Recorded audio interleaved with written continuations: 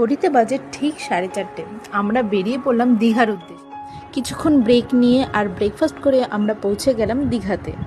Lunch করে আমরা বিকেলের দিকে গেছিলাম উদয়পুর বিচে।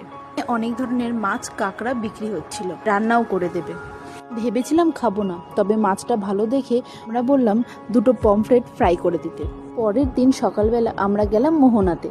এখানে অনেক ধরনের মাছ, কাঁকড়া, অক্টোপাস দেখলাম যেগুলো বিক্রি হচ্ছে। সকাল তখন 10:45 মতো, তাই খিদেও পেয়ে গেছিল।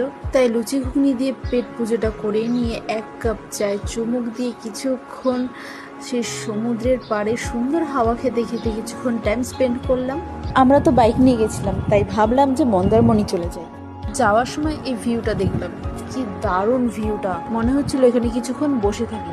রোদের মধ্যে শুধু শুধু সময় নষ্ট না করে আমরা চলে গেলাম মন্দারমণি। পরে আর কোথায় কোথায় গেলাম সব বলবো, তার জন্য দেখতে হবে পরের ব্লগ। আর এই